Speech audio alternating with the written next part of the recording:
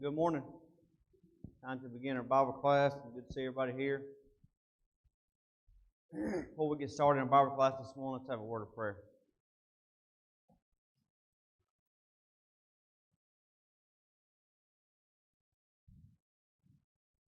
Let's pray. Heavenly Father, so grateful for this Lord's Day you bless us with, Father, and grateful for this time we can assemble together, Father, and worship you, and grateful for this Bible class hour, Father, that we can join together and study your word, and pray that we'll always be good stewards of your word, Father. We'll study your word with open minds and open hearts, and grateful for this study that we've been able to take in, Father, in Matthew chapter 24, and pray for your continued blessings upon us to this study and others, Father, we partake in as we go forward, and just pray for your continued blessings upon us, and pray for your forgiveness for any sins that are missed in our life, and help us always live in accordance with your will, and pray for your continued blessings upon this congregation, Father, and all those that are sick or hurting, or those that we're mindful of, Father, and just pray for your blessings upon all those we know of, Father, and pray for your blessings upon the leadership here, and just again pray for your blessings upon Valdosta and every member here, Father, and again bless us as we go into this Bible study this morning, and also as we go into the worship hour here shortly, Father. Pray that everything we do during that time will be done in ways pleasing to you. In Jesus' name, amen. So my plan is to finish our study this morning to Matthew 24. So we started all the way back in chapter 21, sort of got the broader context of what's leading up to Matthew chapter 24. The immediate context is in the chapter itself, and maybe at the end of chapter 23. But we started all the way back in Matthew chapter 21, which is Jesus' last week on earth. So as he enters Jerusalem on that Sunday, and we looked at his visits to the temple and his interactions there with the chief priests and elders and the people there. We looked at the parables that he gave, and all that sort of foreshadowed. We could see how that sort of foreshadowed the judgment that was coming upon the Jews, and specifically the leaders there, the leaders of the Jewish nation, based on all the teachings that Jesus has given through Matthew 21 and 22 and all that. And then we looked at in detail Matthew chapter 23 with the woes to the scribes and the Pharisees, and again we saw that the more broader context of the judgment, the reason that the judgment was coming upon the Jews and specifically the leaders of the Jewish nation because of their sins and their rejection of Christ and God's law. And we saw that in detail when we got into Matthew chapter 24, and we looked at this outline. So this is, we finished our outline last week because we made it through verse 51, which talks about Christ's second coming. But this week I want to go back and because really the biggest, most of the confusion around this chapter, as we've said multiple times, comes from being able to distinguish when Jesus is talking about the destruction of Jerusalem, when he's talking about his second coming. So we spent quite a bit of time in the study as we were going through, looking at the context of each portion. How can we determine what he's talking about in each specific verse, in each specific context? And so really the goal of the outline here was to help us be able to separate the discussion where he was talking about the destruction of Jerusalem, where he's talking about the second coming. And then of course as we went through the chapter, we sort of fleshed that out as far as these are the reasons why we can build out this outline. So I think we at least have presented a convincing view of how we can separate these two discussions, because remember the overall context there, verses 1 through 2 and 3, there's basically two questions asked by the disciples concerning the destruction of the temple and the end of the world. So then deciphering when Jesus is talking about each one of them is critical to understanding and rightly dividing Matthew chapter 24. And as we said in our study, verses 29 through 31 are the verses that tend to give the most issues. So anyway, I think our outline has laid out a pretty good argument for why the chapter can be divided in the way we've got it divided. But sort of to help us, I guess, just drive that home, and then again to make some comparisons between the two. This morning, I want to look at what we can call some significant contrast between the discussion of the destruction of Jerusalem and then the discussion of His second coming, because some of this we might have mentioned, we might have went through a little bit as we went through our study, but I think there's a lot that we can gain from looking specifically at what some of the language that Jesus uses when He's talking about the destruction of Jerusalem, and what some of the language that He uses when He talks about His second coming. And we do that, then it's really easy to separate the two as far as being able to understand which one He's talking about, and helps drive home the study of the chapter that we went through, and help us sort of see that a little bit more clearly. So my goal for this morning is let's just go through. I've got a list of several significant contrasts between the two, and we'll look at each one of those. And then this should conclude our study in Matthew chapter 24 this morning. So the first one I'll look at is those days versus that day and hour. So you notice when Jesus talks about the destruction of Jerusalem, he refers to those days or something similar to those days. But then when He talks about His second coming, He refers to that day and hour, or that day, or that hour, something of that nature. But you can see the plurality associated with the destruction of Jerusalem. There's multiple days associated with that. With the coming up, when Jesus' second coming, it's one day or it's 1 hour. It's a singular event. It's one time associated with that. So we can see the contrast there between those two.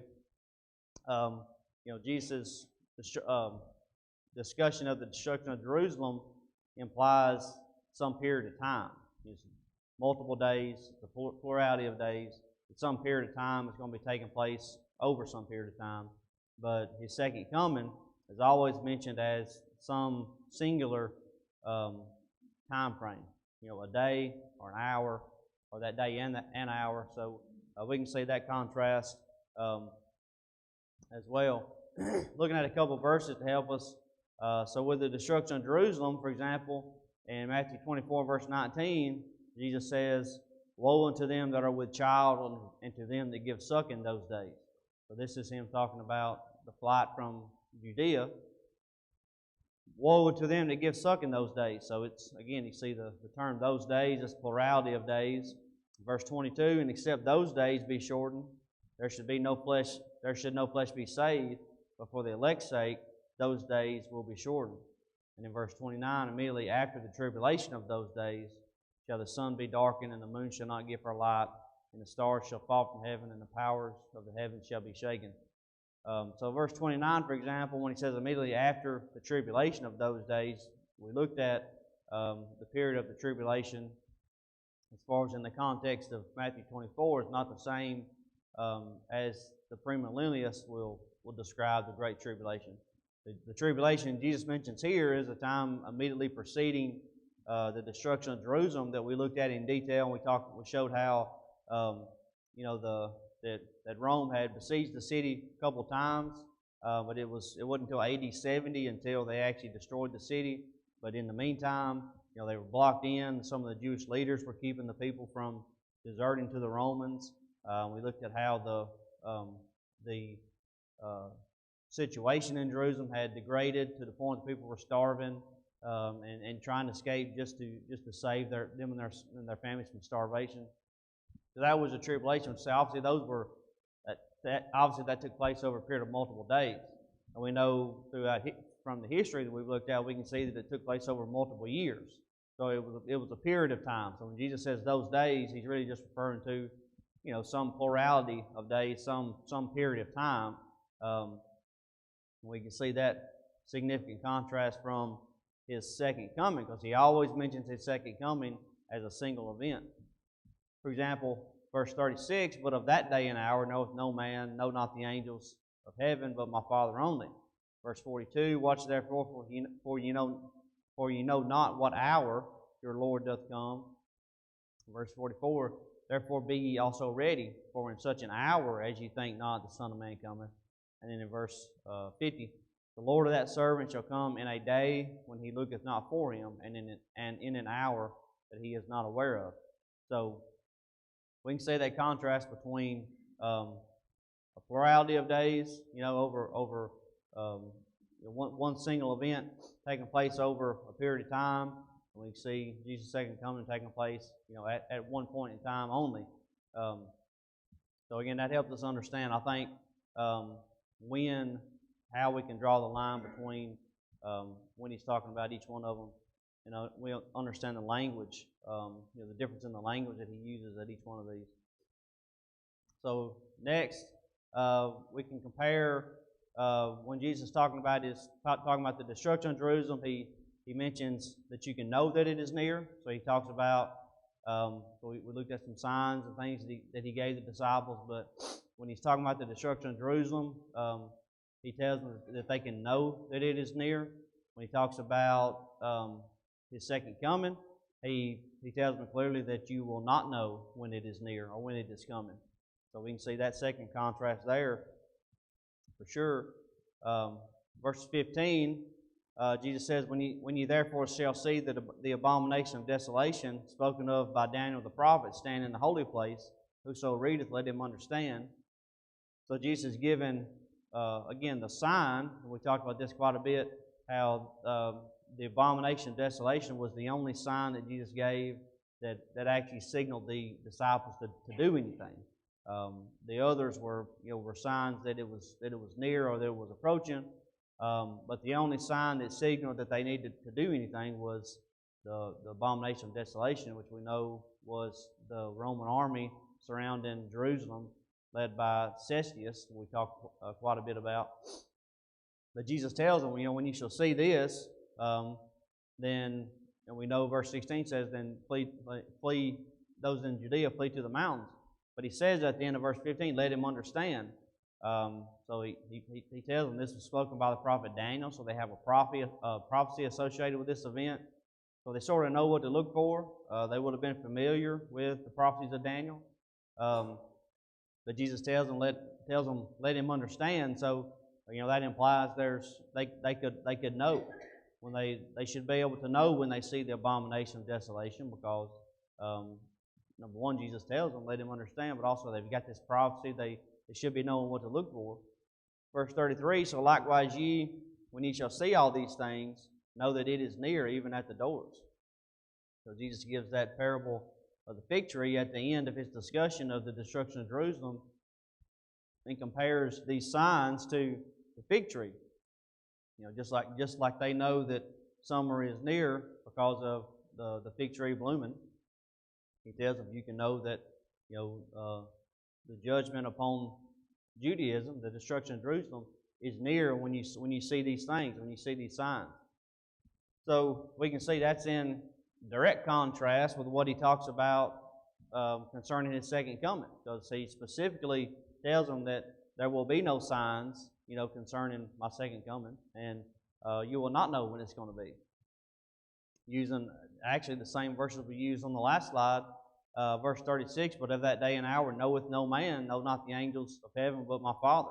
So this is the first verse that Jesus uses when he transitions to his second coming. Verse 36 is the first mention that he makes of his second coming, and the first thing he tells them is nobody's going to know. No man. No man knows when this is going to be, and he spent this entire chapter really up to this point describing signs and things that are going to happen, and then now he says, no man is going to know when this is going to happen. So we can see there's a significant contrast made between knowing the signs of the destruction of Jerusalem, and then there not being any signs, obviously, of his second coming, but also no man being able to know when his second coming is near. Verse 42, he says, watch therefore, for ye know not what hour your Lord doth come. Verse 44, therefore be ye also ready, for in such an hour as ye think not, the Son of Man cometh. And verse 50, the Lord of that servant shall come in a day when he looketh not for him, in an hour that he is not aware of. So all of these verses point to the idea that the servant, is not aware when the master is going to return. So again, it just that's a significant contrast between the destruction of Jerusalem, because everything in the destruction of Jerusalem, when Jesus discusses, there are signs associated with it, and he tells them they'll be able to know that it is near. Now he's telling them, you won't be able to know when my second coming is near. So next we can see the contrast between some abnormal times associated with the destruction of Jerusalem, and then completely normal times associated with the second coming. So the description that Jesus gives of the signs and the times around the time of the signs he's given for the destruction of Jerusalem describe very different times than in general than their normal daily life. There's a lot of things going on, but then he makes the contrast for his second coming. It's going to be exactly that. It's going to be exactly normal life. There's going to be nothing special about the times, even though there's a lot of people in the religious world that talk about the last days, and we're living in the last days, and you can see biblical prophecy unfolding in our eyes and stuff like that. There is no prophecies that are unfolding predicting Jesus' second coming like the prophecies that were unfolding that he gives in Matthew 24 that were predicting the destruction of Jerusalem. Jesus tells us specifically that you're not going to know the day that I'm coming. You're not going to know when I'm coming. There's not going to be any signs to show that I'm coming. You're not going to be able to know when I'm coming. And now he tells them that when he does come, it's going to be basically just another day, right? At least up until when he comes, it's going to be just another day. Talking about the destruction of Jerusalem, and we looked at all this in detail as we went through this context. But starting in verse 5, for many shall come in my name, saying, I am Christ, and shall deceive many. So there's going to be a lot of false prophets. And we mentioned as we go, as you go through the study or go through this chapter, Jesus gives multiple warnings against false prophets. And there's 4 or 5 times that he mentions people are going to come in his name and claim to be Christ, and warns them not to be deceived. So that's something that they probably haven't seen before this time, right? I mean, as far as I know, when Jesus is living, there was nobody else claiming to be Christ. Maybe it was, but there's at least an increase in the number of people claiming to be Christ after he's going to be gone. So there's and we can see there's at least 3 or 4 examples that we looked at that we have record of, secular record of. Well, actually, even a couple of them are in the New Testament. But we've got record of at least a handful of people who claim that they were Jesus coming back, that they're Jesus resurrected, and deceived many people. But I think that's probably most likely a new occurrence. They didn't really have that maybe before Jesus' death, his burial and resurrection. Also, the wars and the rumors of wars. So he tells them there's going to be nation rise against nation and kingdom against kingdom. And we talked about this, like if you tried to apply Matthew 24 to our time, and you said, the wars and rumors of wars are fulfillment of Matthew 24, then I'd ask the question, what wars and rumors of wars are you talking about? Because there's been wars and rumors of wars, I mean, at least probably my entire life, if not all of our entire life. There's always a war somewhere, but the difference is in Jesus' life and in this time, once the Roman Empire came to power in about AD 6 in the area of Judea, the government was stable. Before that time, there was a lot of turnover as far as Judea even had its own kingdom and dynasty set up, but the Greeks came in and took them over and oppressed them for a while. And then there was before the Roman Empire was established, the preceding versions of the Roman Empire sort of came in, and there was a lot of fighting, a lot of turmoil in the area of Judea.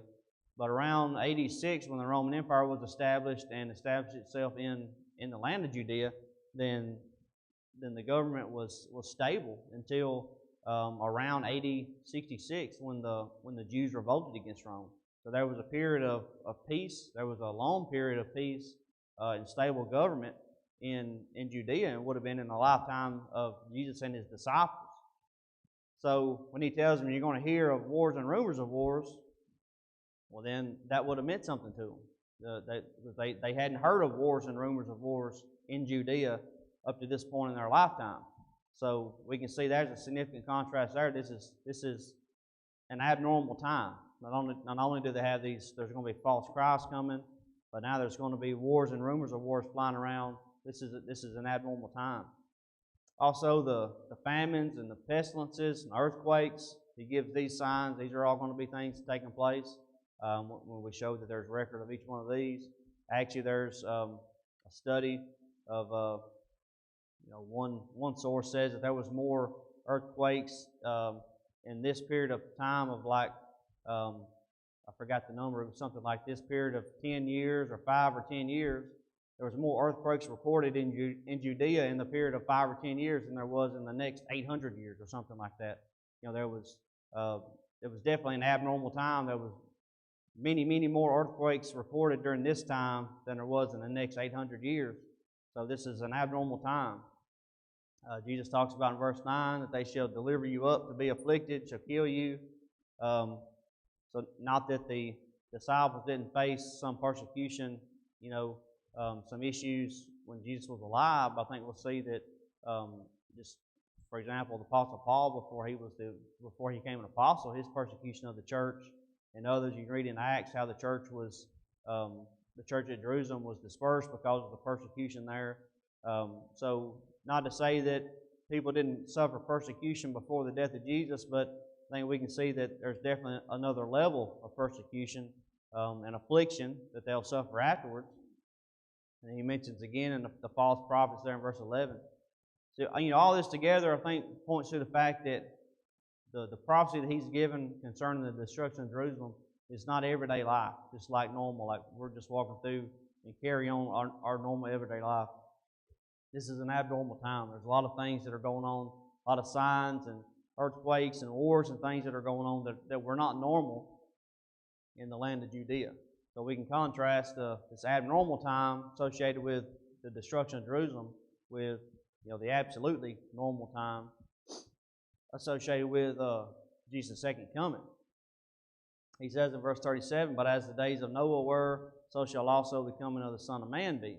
For as in the days that were before the flood, they were eating, drinking, marrying, and giving in marriage until the day that Noah entered the ark, and knew not until the flood came and took them all away. So shall also the coming of the Son of Man be." So, as surprised as the folks would have been in Noah's day when the flood started coming, the world's going to be as equally surprised when Jesus comes back at his return. He mentions verse 38, the people were eating and drinking, marrying and giving in marriage. The idea there being that people were just carrying on with their everyday life. Nobody had any concern in Noah's day for the flood that he was preaching about. People just carried on. They had no concern for what he was talking about. They just went on with their everyday life, and that's when they were struck with the flood. It was a very normal time for them.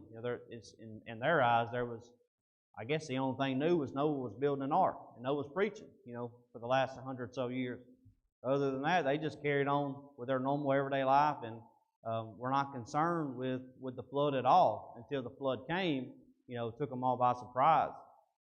Verse 40 through 42, Jesus says, "There shall be two in the field, the one shall be taken and the other left, and two women shall be grinding at the mill, and the one shall be taken and the other left. Watch therefore, for you know not what hour your Lord doth come." So we talked about how verses 40, 41 are used lots of times to support the idea of the rapture, how you've got two people in the field, and one's going to be taken, one's going to be left, and two women at the mill, and same thing, one's going to be taken, the other left. The idea being that Jesus comes back, during the raptures up his elect before the tribulation. That's all part of the premillennial doctrine. So number one, there's just all of that just doesn't fit the context here in Matthew chapter 24. But also we talked about really what he's really talking about here is one is going to be accepted, one is going to be rejected. When Jesus comes back, this is going to be the time of the harvest, quote unquote, the harvest. We looked at his parable there in Matthew chapter 13, I believe it was, where he talks about, let them grow up together, and the tares and the wheat, let them grow up together, and they'll be separated at the time of the harvest. And that's really what he's talking about at the time of the harvest, which is going to be his second coming. One shall be accepted to the good harvest, and one shall be rejected to the bad harvest. That's really what he's talking about. He's not talking about coming back to the earth and taking one with him, and then leaving one on the earth. It's really just his acceptance and rejecting of the good and the bad. But again, you can see how two people being in the field or two people being grinding at the mill, these are not people, this is a completely different time than associated with the destruction of Jerusalem. They were looking for a sign. They were looking for a time to flee Jerusalem. You had wars and things going on, famines and earthquakes and things going on. But here you've got two people, they're working in the field just like normal. You got two women, they're grinding at the mill just like normal. And then this comes, Jesus' second coming comes on them so quick that it's going to take you just where you are, right? You're in everyday life. You're working, making a living. Bam, Jesus' second coming. He's here. It's not going to be like the destruction of Jerusalem, where they were warned, and there was all these abnormal times, abnormal things going on that they could know. Instead, it's going to be exactly like the time of Noah, where people are just going on in their daily life, and then it's going to be a completely normal day, at least up until the point that Jesus comes back, and the day won't be normal anymore after that, but at least it will be up to that point. The next one we can see is the warnings that are given for the destruction of Jerusalem, and we can see that contrasted with how no warning, absolutely no warning is going to be given, or I guess we could say no additional warning is going to be given for Christ's second coming. So He's given us warnings now. We have warnings in Scripture, but there will be no additional warning associated with His second coming like it was with the destruction of Jerusalem. So verse 32, now learn a parable of the fig tree. When his branch is yet tender, putteth forth leaves, ye know that summer is nigh. Verse 33, so likewise ye, when you shall see all these things, know that it is near, even at the door. So Jesus had given them a list of signs, list of things to look for. Most of what we just looked at, these famines, pestilences, these wars and rumors of wars and all these things. All that leading up to verse 15 and 16 for the abomination of desolation, because all that was pointing to the time to flee Judea. So when they see the abomination of desolation, they know that it's time to go, it's time to flee. So Jesus gave these warnings, and then they were able to see these warnings play out, I guess, in real time. So they could see the earthquakes, they could see the famines, they saw the wars and the rumors of wars come about. They could even see, they could even expect and see the abomination of desolation. So when the Roman army surrounded Jerusalem, they knew this is what Jesus was talking about. So they had these warnings, and they were able to see these warnings play out just as Jesus had said they would. And He gives them this parable of the fig tree again. When his branch is yet tender, putteth forth leaves, ye know that summer is nigh. And He tells them, when you see all these things, then you know that it is near. So He's giving them a warning, and He's telling them, you'll be able to recognize these things when it comes. But the contrast of that is when he's talking about the second coming. Now He gives us some initial warnings, but the warnings are just be ready. You don't know when it's coming. Just be ready. Always be ready. There won't be any warnings or any signs or anything that's going to play out. That we can sort of track as we go through to let us know that it is near.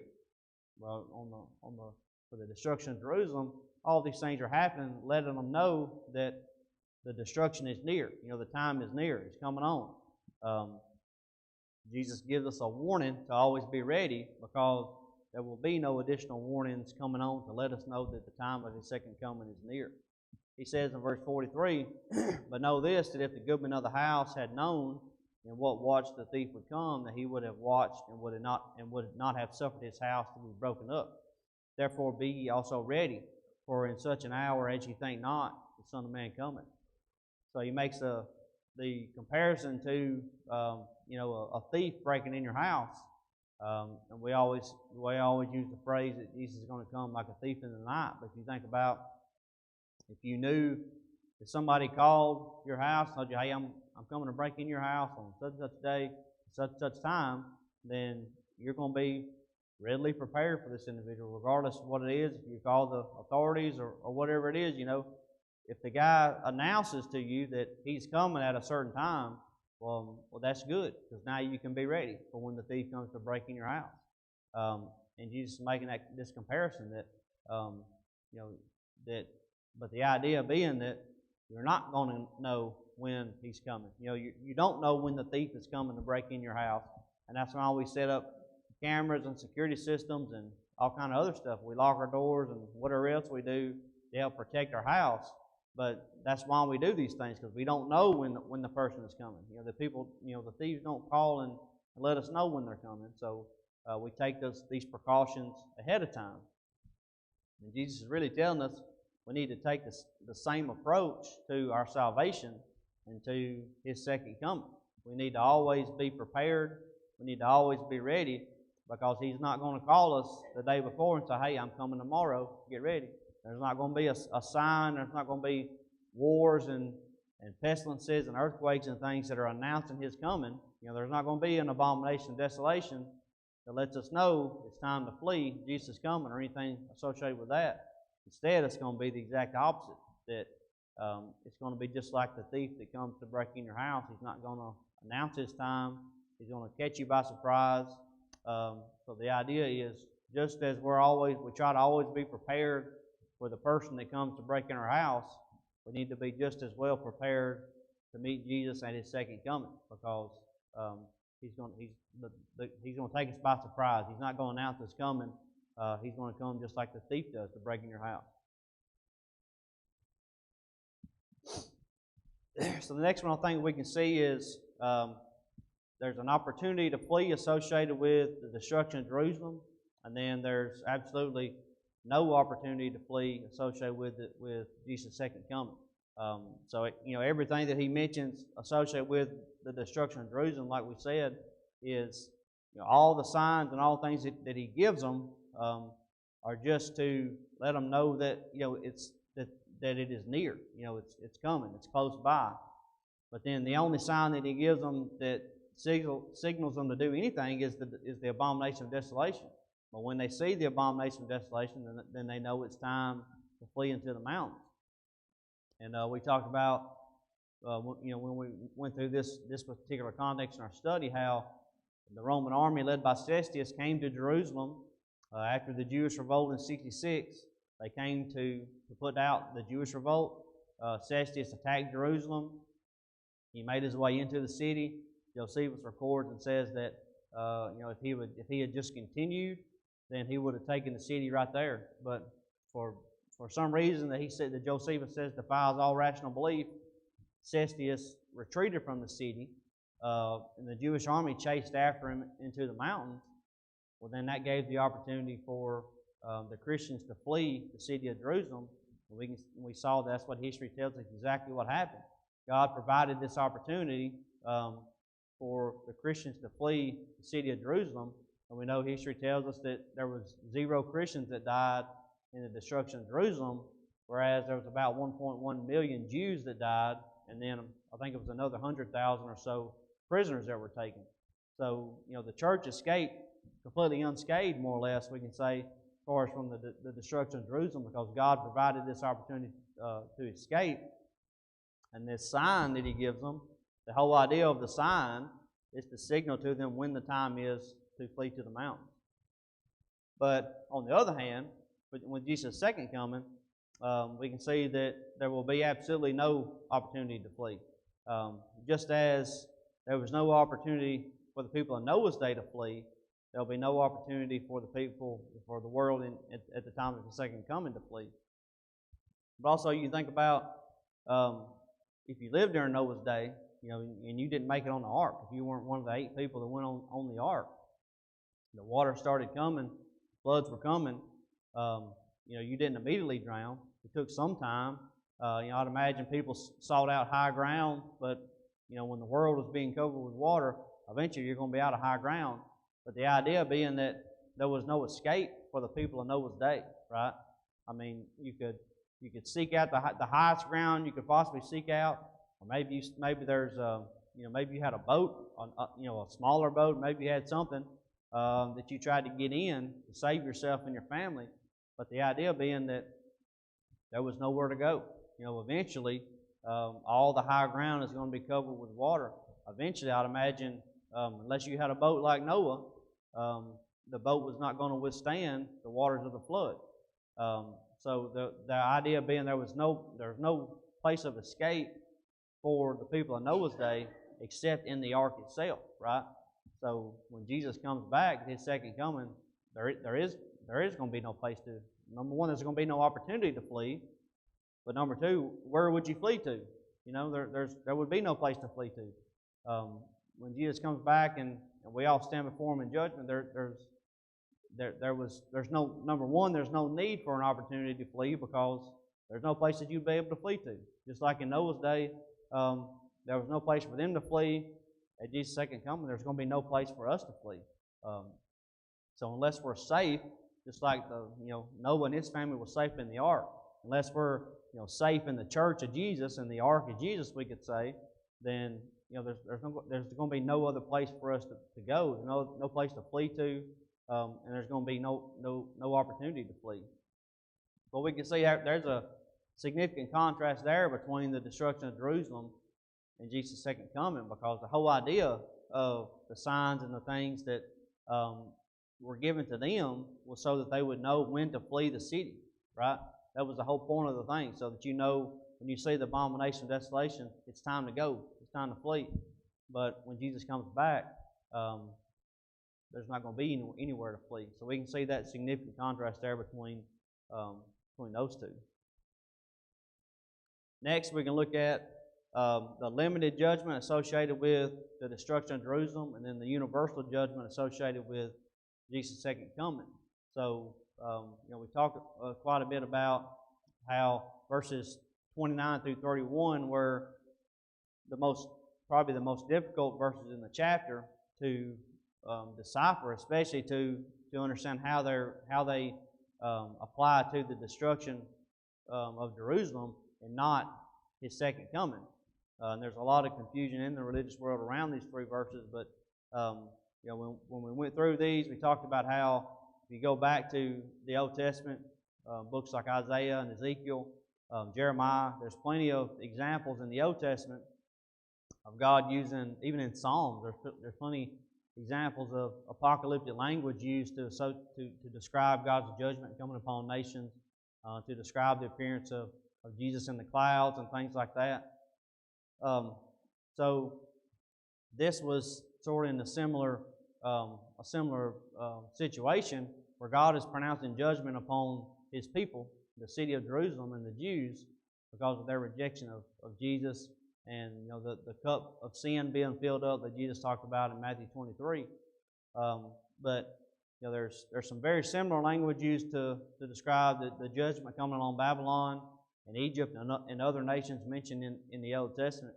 But the idea being that the judgment upon Babylon mentioned in Isaiah was a limited judgment. It was limited. It was God's judgment upon that nation. The same way upon Egypt, it was a limited judgment. God take His judgment upon the nation of Egypt at that time. And now here in Matthew 24, this is a limited judgment. It's God executing His judgment upon the Jews, upon the city of Jerusalem. So it's God's judgment being executed, but it's limited to a certain group of people. Starting in verse 29, it says, immediately after the tribulation of those days shall the sun be darkened, and the moon shall not give her light, and the stars shall fall from heaven, and the powers of the heavens shall be shaken. Then shall appear the sign of the Son of Man in heaven, and then shall all the tribes of the earth mourn. They shall see the Son of Man coming in the clouds of heaven with power and great glory. And He shall send His angels with a great trumpet, with a great sound of a trumpet, and they shall gather together His elect from the four winds, from one end of heaven to the other. But this is an apocalyptic reference to the destruction or the judgment, God's judgment upon Jerusalem. But we can see that this instance being limited. It's limited to the nation of Israel. It's limited to the city of Jerusalem. It's limited to the religion of Judaism. Whereas His second coming is going to be for everybody. It's not going to be limited to anybody. It's going to be universal. Everybody's going to be subject to His judgment when He comes back. In verse 27, He says, "For as the lightning cometh out of the east, and shineth even unto the west, so shall also the Son of Man be." So we talked about how lightning can crack across the sky and everybody sees it. Maybe everybody, you're on one end of Tuscumbia and somebody else is on the other end, and maybe you see the same bolt of lightning crack across the sky. And Jesus is saying that just as lightning comes from the east to the west, that's how His coming is going to be, showing that everybody's going to see Him, right? When He comes back, everybody is going to see Him when He comes back. There's not going to be a limited amount of people that sees Him. The entire world is going to see Him when He comes back. So that shows that it's not just the city of Jerusalem that's going to see Him when He comes back. Just the city of Jerusalem saw Jesus coming in judgment upon them, right? But the entire world, everybody's going to see Him when He comes back. That's because the judgment associated with His with His return is going to be universal for everybody. Verses 45 through 51, He says, "Who then is a faithful and wise servant, whom his Lord hath made ruler over his household, to give them meat in due season? Blessed is that servant whom his Lord, when He cometh, shall find him so doing. Verily I say unto you, that He shall make him ruler over all his goods. And if that evil servant shall say in his heart, My Lord delayeth His coming, and shall begin to smite his fellow servants, and to eat and drink with the drunken, the Lord of that servant shall come in a day when he looketh not for him, and in an hour that he is not aware of, and shall cut him asunder, and appoint him his portion with the hypocrites. There shall be weeping and gnashing of teeth." So, in this parable that Jesus gives, He talks about a faithful and wise servant. Who is a faithful and wise servant? It's not somebody associated with Israel. It's not even somebody associated with with any particular nation or nationality. It's just that it's just the servanthood. The servanthood is the only thing that describes what He's talking about. All of us would be servants, right? Doesn't matter where you're from. Doesn't matter what your nationality is. The idea being that it's just your servants, and the only distinction between the servants are you're either a good servant or you're a bad servant. That's the only distinction we see in what He's given here in this parable. So the idea being, it's not associated with Israel or just the Jews, just the nation, just the religion of Judaism. The servants that He's talking about is everybody. It's a universal servanthood because everybody's going to be subject to the same law, the same judgment. So we're all part of the same position, same occupation, we all have the same idea of servanthood because we're all going to be subject to the same judgment when Jesus comes back at His second coming. So I think, in some ways we could see that the destruction of Jerusalem was sort of a foreshadowing, in a lot of ways for us for Christ's second coming. Now it served a specific purpose, but I think we can see some foreshadowing for us, some learnings for us for Jesus' second coming in the destruction of Jerusalem. Last one we'll look at this morning is the present judgment of Jerusalem versus the future judgment of the world. We can see these two contrasts given in the chapter, talking about each one of these. For example, the destruction of Jerusalem, verse 34 being one of the most critical verses in the whole chapter. Jesus tells them, "Verily I say unto you, this generation shall not pass till all these things shall be fulfilled." So remember we said 29 through 31 was the apocalyptic reference to the destruction of Jerusalem. And then verse 34, just a couple of verses afterwards, Jesus tells them all this is going to happen in this generation.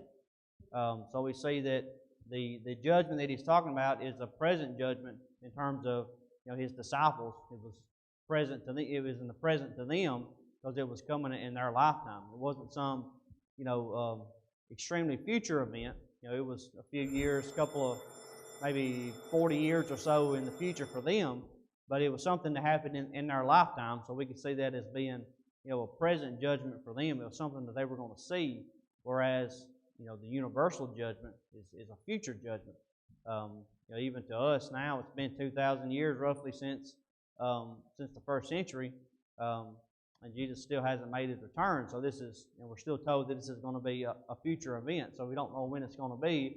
Well, we know that it was not going to be in the first century, because Jesus told them the destruction of Jerusalem would be, but his second coming would be, sometime later, sometime in the future. Looking at the same parable we looked at last time, at the last contrast we looked at, this idea of the faithful servant, verse 46, blessed is that servant whom his Lord, when he cometh, shall find himself doing.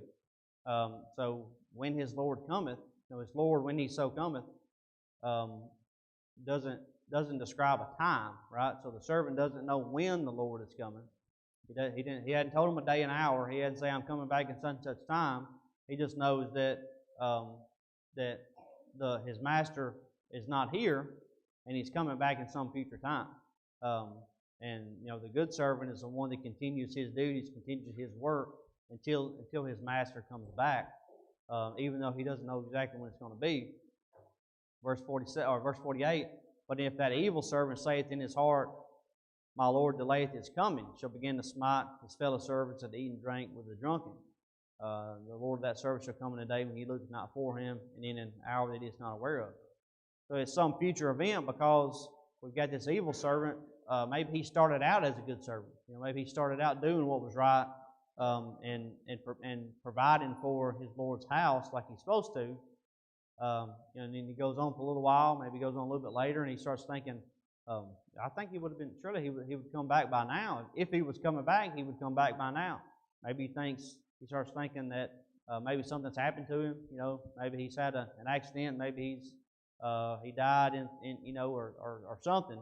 So he starts taking a little bit of ease. So, maybe he's not coming back now. So he goes and eats and drinks with the drunken. He begins to relax a little bit, thinking, my Lord is not coming back. Maybe it's going to be, if he hadn't come back now, maybe he's not coming back at all, or whatever the case is. But I think we can see that the idea being that since his master's return was not, immediate, or was not, or that that the return was some future return, that this servant it became an evil servant, even if he started out as a good servant.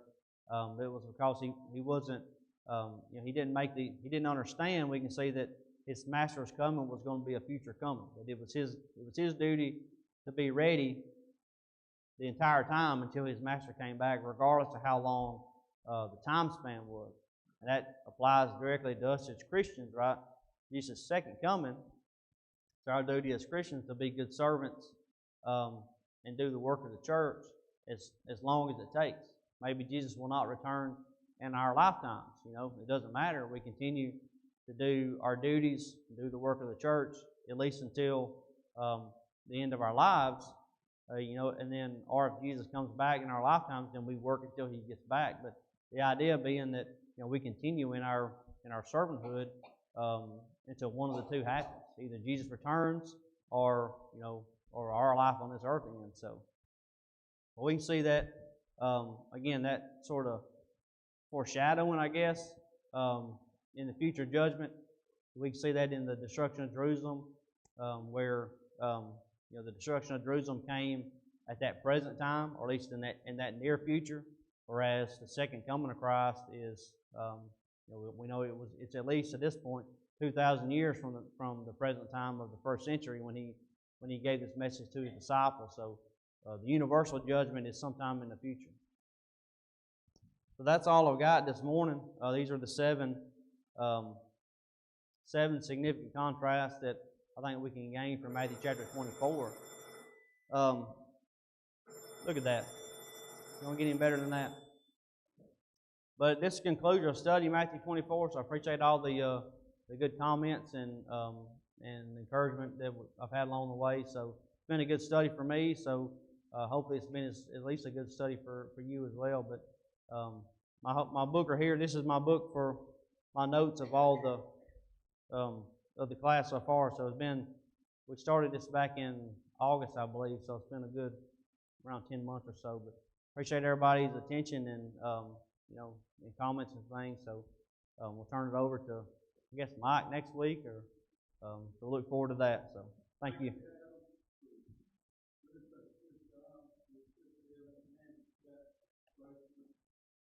I hope I hope so. Yeah. Thanks, Kenny. Appreciate that.